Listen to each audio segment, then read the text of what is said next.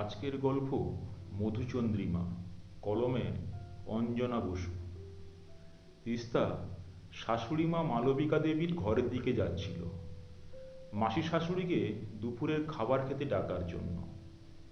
কিন্তু ঘরের সামনে এসে ঘরের ভেতর থেকে ভেসে আসা কথাগুলো কানে পড়তেই স্তব্ধ হয়ে গেল। শাশুড়িমা মাসি শাশুড়িকে বলছিলেন, দেখলি তো ওদের মধুচন্দ্রিমায় যাওয়াটা কেমন আটকে দিলাম। জবাবে মাসি শাশুড়ি চাপা হেসে বললেন, তোর জবাব নেই দিদি। কথাটা শুনে তিস্তা নিজের ঘরে ফিরে এলো চোখ ভরা জল নিয়ে। তিস্তা আর মানব একই অফিসে চাকরি করে, আর সেখান থেকেই বন্ধুত্ব, পরে ভালোবাসা। মানব যখন বাড়িতে তিস্তার কথা জানিয়ে বিয়ের ইচ্ছা প্রকাশ করল, তখন থেকেই মালবিকা দেবীর মন সায় দেয়নি। আসলে মানব মালবিকা দেবীর চোখের মণি। তাই মালবিকা দেবীর ইচ্ছা ছিল 10টা মেয়ে দেখে শুনে গুণ বিচার করে সব থেকে ভালো মেয়ে মানবের জন্য নির্বাচন করা। একজন অভিজ্ঞ মানুষ হিসেবে ওনার জানা উচিত ছিল যে জগতে ভালোর কোনো সঠিক সংজ্ঞা হয় না। যাই হোক, ওনার মনের মতো তো হলো না। ছেলে নিজেই নিজের জীবনসঙ্গী ঠিক করে ফেলেছে, তাতে কিছু করার নেই। ছেলের মন রাখতে রাজিও হতে হবে। আরও একটা ব্যাপার একদমই মনোপুত নয়, তা হলো তিস্তা আর মানব একই অফিসে চাকরি করে। উনি চাননি চাকুরে বউ, চাইলেও উনি তিস্তাকে চাকরি ছাড়তে বলতে পারবেন না।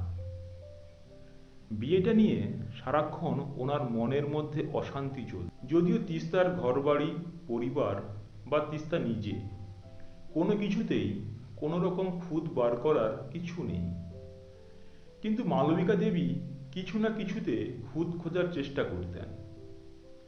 কিন্তু ওনার সব চেষ্টা বিফলে গেল।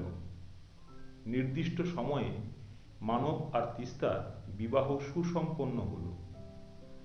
মানব আর তিস্তা আগেই পরামর্শ করে ওদের হানিমুনের প্ল্যান করে রেখেছিল, কারণ দুজনেই 15 দিনের বেশি ছুটি পায়নি। তাই আগের থেকে সিমলা যাবার টিকিট, হোটেল বুকিং সব হয়ে গেছিল। তিস্তা বলেছিল সব কিছু করার আগে বাড়িতে জানাতে। মানব তা করেনি, কারণ মানবের মালবিকা দেবীর প্রতি অটুট বিশ্বাস ছিল যে মানবের কোনো ইচ্ছাতেই উনি বাধা দেবেন না। মানব মাকে ভীষণ ভালোবাসে, উনিও তাই। সেই জন্য এ ব্যাপারে অনুমতি নেবার কথা মানবের মনে আসেনি। বিয়েটা হয়ে গেল, কিন্তু মালবিকা দেবীর মনে শান্তি নেই। খালি মনে হয় মানবের জন্য উনি তিস্তার থেকেও অনেক ভালো মেয়ে খুঁজে আনতেন। উনি একবারও এটা ভেবে দেখেন না যে মানব তিস্তাকে ভালোবাসে। দিরাগমনে যাবার আগে মানব মাকে জানালো ফিরে এসে ওরা হানিমুনে সিমলা যাবে। সে কথা শুনে মালবিকা দেবীর মহা চিন্তা হয়ে গেল। ছেলে তো এখনই বউয়ের হাতের মুঠোয় চলে গেছে। সব প্ল্যান হয়ে গেল, অথচ ওনাকে জানানোর প্রয়োজন বোধ করলো না। এই কথাটা ওনার মনকে কুড়ে কুড়ে খেতে লাগলো। দিরাগমন থেকে ফিরে মানব আর তিস্তা সিমলা যাবার জন্য প্যাকিং করতে লাগলো। পরদিন ওরা বেরোবে। প্যাকিং সেরে রাতের খাবার খেয়ে ওরা একটু তাড়াতাড়ি শুতে চলে গেল। হঠাৎ মাঝরাতে মানবদের ঘরের দরজায় জোরে জোরে ধাক্কা পড়তে লাগলো। ধড়ফড় করে উঠে মানব আর তিস্তা এসে দরজা খুলে দেখল মানবের বাবা চিন্তিত মুখে দাঁড়িয়ে আছে। কি হয়েছে জিজ্ঞাসা করাতে জানতে পারল মালবিকা দেবী বাথরুমে পা পিছলে পড়ে গেছেন। মানব আর তিস্তা ছুটে গেল মালবিকা দেবীর ঘরে। উনি তখন ভীষণ যন্ত্রণায় কাতরাচ্ছেন। মানব সঙ্গে সঙ্গে মাকে নিয়ে ছুটল হাসপাতালে। সেখানে এক্স রে করিয়ে ডাক্তার দেখিয়ে পায়ে প্লাস্টার করিয়ে বাড়ি ফিরতে ফিরতে সকাল হয়ে গেল। গোড়ালিতে হেয়ার লাইন ফ্র্যাকচার হয়েছে, বিশ্রাম দিতে হবে পাকে। বাড়ি ফিরে ছেলের মন বোঝার জন্য উনি বললেন, তোরা তো আবার রওনা দিবি, যা তৈরি হয়ে নে। মানব কি করবে বুঝে উঠতে পারছিল না। তিস্তা ধীরে ধীরে গিয়ে মালবিকা দেবীর পাশে বসে বলল, এসব কি বলছেন মা? আপনাকে এ অবস্থায় রেখে আমরা কি বেড়াতে যেতে পারি?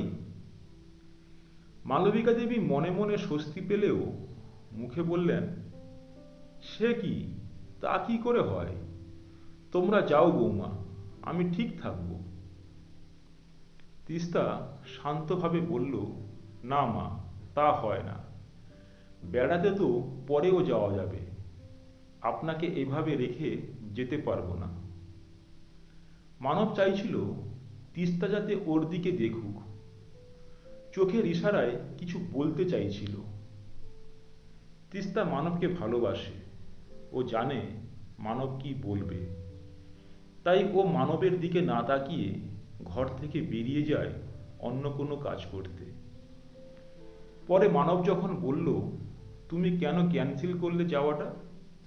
মাসিকে ডেকে নিতাম কটা দিনের জন্য। তিস্তা বলল, কেন করব না? তোমার মা মানে তো আমারও মা। আমার মায়ের যদি এমন হতো তাহলে কি যেতে পারতাম? মানবের কাছে এর কোনো জবাব ছিল না। এর কয়েকদিন পরে মাসি শাশুড়ি আসেন মালবিকা দেবীকে দেখতে। মালবিকা দেবীর ঘরে এসে যখন জানতে চান কি করে পড়ে গেল, তখন উনি জানালেন মানব আর তিস্তার হানিমুনে যাওয়া বাতিল করার জন্যে উনি ইচ্ছে করে করেছেন। তাতে একটু কষ্ট হয়তো উনি পেয়েছেন, কিন্তু ওদের যাওয়া তো ক্যান্সেল হয়েছে। এই কথাগুলো তিস্তার কানে পড়ে যায়। মালবিকা দেবী সম্বন্ধে ওর ধারণা বদলে যায়, আর মালবিকা দেবী বুঝতেও পারলেন না তিস্তার মনে ওনার জন্য কি রূপ আঁকা হয়ে গেল। নিজের ঘরে মন খারাপ করে বসে তিস্তা ভাবতে লাগলো, একটা মানুষের মন এরকম কি করে হয়? একটি মেয়ে যখন বিয়ে হয়ে আসে তখন তাকে ভালোবেসে আপন করে নিতে হয়, কারণ সে নিজের সমস্ত আপনজনকে ছেড়ে আসে। ভালোবাসা সম্মান দিলে তবেই বিনিময়ে ভালোবাসা আর সম্মান পাওয়া যায়, আর ষড়যন্ত্র করলে তা একদিন না একদিন ঠিক প্রকাশ হয়ে পড়ে। শুরু থেকেই যদি সম্পর্ক ভালো করে গড়ে না ওঠে, ভবিষ্যতেও তা ভালো হবার সম্ভাবনা থাকে না। মালবিকা দেবী যে ষড়যন্ত্র করে ওদের আটকালেন তা তো ঠিক প্রকাশ হয়ে পড়ল। আর কি কোনোদিন মালবিকা দেবীকে মন থেকে সম্মান করতে পারবে তিস্তা? পারবে না। একজন পুরুষের জীবনে মায়ের জায়গা আর স্ত্রীর জায়গা আলাদা আলাদা হয়। সকলকে সকলের সম্পর্কের গরিমাটা বজায় রাখা খুব প্রয়োজন, কিন্তু অনেকেই এই সহজ কথাগুলো বোঝে না আর ভুল কাজ করে ফেলে, আর এর ফলস্বরূপ সম্পর্কগুলো আজীবন জটিলতার জালে জড়িয়ে যায়। চাইলেও আর তা সহজ হয়ে যায় না। শ্রদ্ধা ভালোবাসার অনুভূতিগুলো আর সেভাবে আসে না। কিছু মানুষ এসব বুঝতে চেষ্টাও করে না। গল্পটি কেমন লাগলো কমেন্ট করে জানাবেন। গল্পটি যদি ভালো লেগে থাকে ভিডিওটিতে একটি লাইক করে দেবেন ও চ্যানেলটি সাবস্ক্রাইব করে নেবেন। আপনাদের ভালোবাসা ও সহযোগিতার হাত বাড়িয়ে পাশে থাকবেন। সবাই ভালো থাকবেন, সুস্থ থাকবেন।